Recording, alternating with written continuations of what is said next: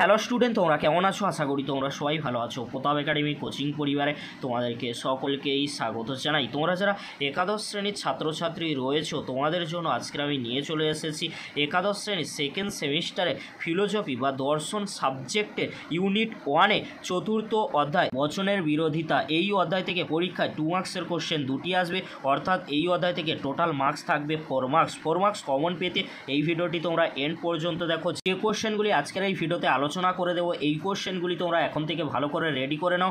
অবশ্যই তোমরা এখান থেকে 4 মার্কস কমন পেয়ে যাবে। তোমাদেরকে বলে রাখি, এই অধ্যায় থেকে একটি গুরুত্বপূর্ণ ক্লাস অবশ্যই আমি দেবো।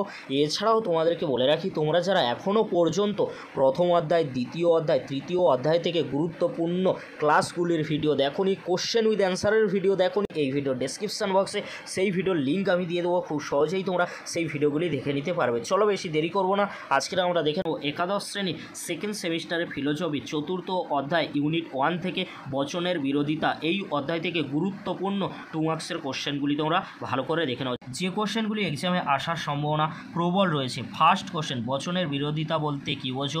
বচনের বিরোধিতা শর্তগুলি লেখো।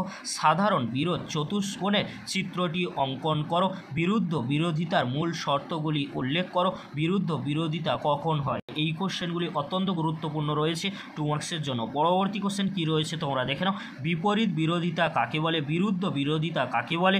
অধীন বিপরীত বিরোধিতা কাকে বলে?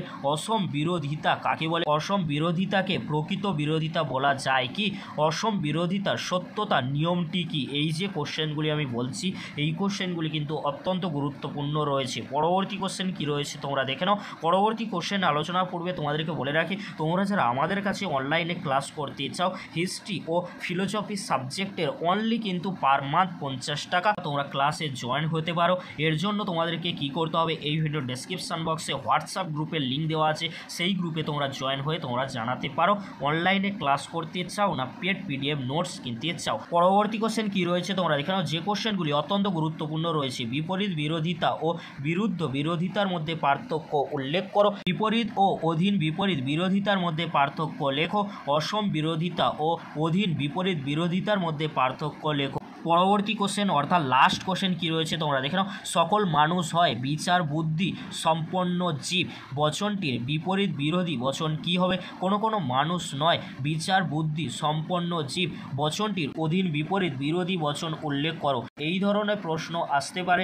এর জন্য সাধারণ বিরোধ চতুষ্কোণের চিত্রটি তোমাদেরকে দেখে রাখতে হবে। সাধারণ বিরোধ চতুষ্কোণ নিয়ে আমি পরবর্তী ক্লাসে আলোচনা করে দেবো, তাই তোমাদেরকে অতি অবশ্যই তোমরা চ্যানেলটি সাবস্ক্রাইব করে রাখো। এরকমই গুরুত্বপূর্ণ ক্লাস নোটস ভিত্তিক আলোচনা সবার আগে পাওয়ার জন্য ভিডিওটি দেখার জন্য তোমাদেরকে অসংখ্য ধন্যবাদ।